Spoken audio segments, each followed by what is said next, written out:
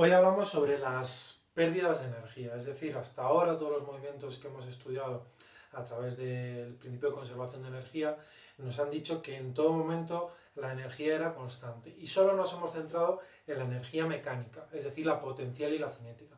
La suma de esos dos era siempre constante. Pero sabemos que esa no es la realidad, que generalmente hay pérdidas de energía. Entonces, ¿cómo nos puedes decir que hay un principio de conservación de energía? Es decir, que se tiene que mantener constante, y al mismo tiempo decirme que estamos perdiendo energía, es decir, que ese total no va a ser constante. En realidad se conserva todo, simplemente hay que tener un poco de vista. Es decir, antes de meternos a explicar eso con detalle, vamos a repasar otra vez lo que era el trabajo de la fuerza de rozamiento, que va a ser la forma de perder energía que vamos a estudiar nosotros, ¿vale? Estudiamos en el tema anterior, bueno, en el tema de fuerzas, lo que era la fuerza de rozamiento. Siempre era una fuerza que se oponía al desplazamiento del cuerpo, ¿vale? Que si un cuerpo se movía hacia vuestra derecha, pues la fuerza de rozamiento aparecía en el sentido contrario, ¿vale? Siempre en el sentido contrario en el que nos movemos. De tal manera que si nosotros aplicamos la definición del trabajo, que es fuerza como vector por desplazamiento como vector, en un producto escalar, os recuerdo que el producto escalar era el módulo del primero por el módulo del segundo por el coseno del ángulo que formaban. ¿Vale? Módulo del primero por el módulo del segundo por el coseno del ángulo que formaban. Si nosotros dibujamos en lo que sabemos hasta ahora, que nosotros podemos tener algo que se está desplazando para allá, ¿vale? Con un vector. En realidad, bueno, el vector lo tendríamos que pintar aquí fuera, que es lo que se ha desplazado, pero bueno, como nosotros lo tenemos en la cabeza de las fuerzas, que cuando tiramos algo así, pues lo pintamos ahí, pero en realidad lo vamos a poner ahí abajo, ¿vale? Es decir, este cuerpo se ha desplazado desde aquí hasta aquí, se ha desplazado siguiendo este vector, ¿vale? Este es el vector D. La fuerza de rozamiento siempre va a apuntar en el sentido contrario, es decir, la fuerza de rozamiento aparecería y la pintaríamos ahí. Incluso siendo un poco más tiquismiquis, lo tendríamos que pintar en el suelo, ¿vale? Porque el rozamiento se está produciendo en el suelo, pero bueno, no me importa mucho. Lo que me tengo que fijar es el ángulo que forman esas dos. La fuerza de rozamiento que está apuntando hacia vuestra izquierda y el desplazamiento que el cuerpo se está moviendo hacia vuestra derecha hacen que el ángulo que forman estas dos sea un ángulo de 180. De tal manera que el coseno de 180 nosotros sabemos que es menos 1, este resultado me va a quedar siempre negativo. Es decir, que el trabajo de la fuerza de rozamiento por definición ya va a ser negativo.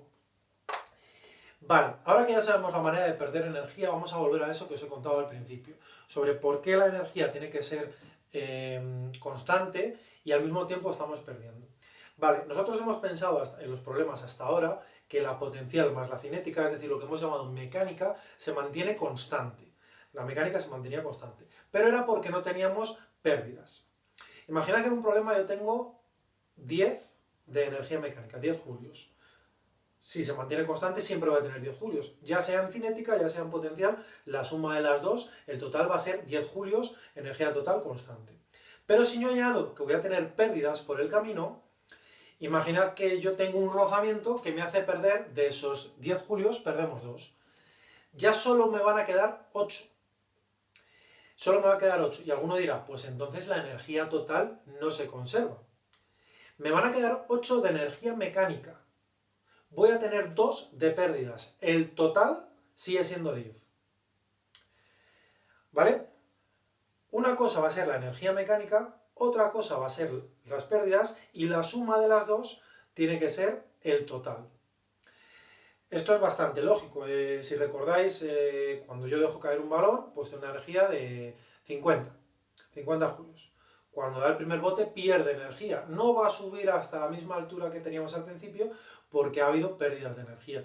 De tal manera que eso lo tengo que tener en cuenta. La suma de lo que le queda al balón después del primer bote y lo que hemos perdido en el choque, lo que hemos perdido en el bote, sí que debe ser 50.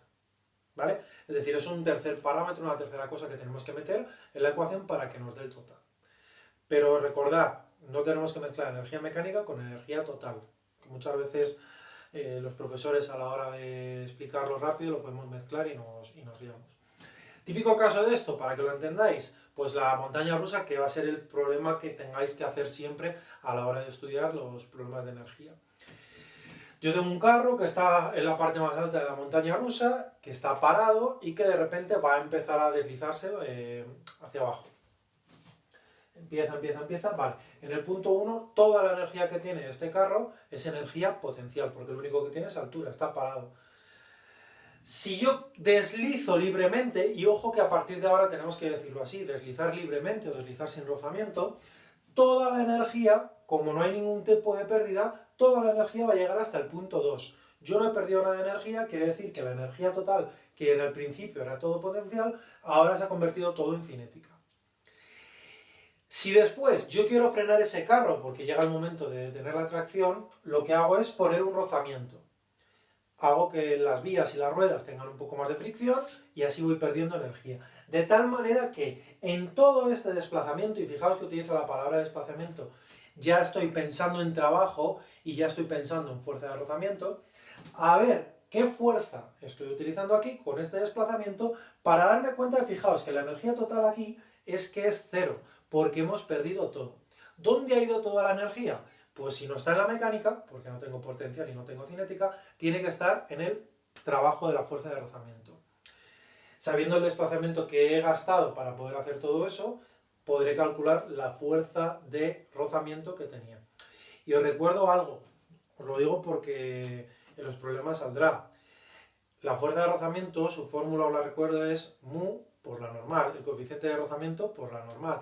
Y la normal puede variar mucho, porque la normal nos cambiaba, si recordáis, de estar en un plano horizontal o estar en un plano inclinado. Entonces ahí tengo que tener mucho ojo para estas cosas, porque si aparece un plano inclinado ya la normal me cambia, ¿de acuerdo?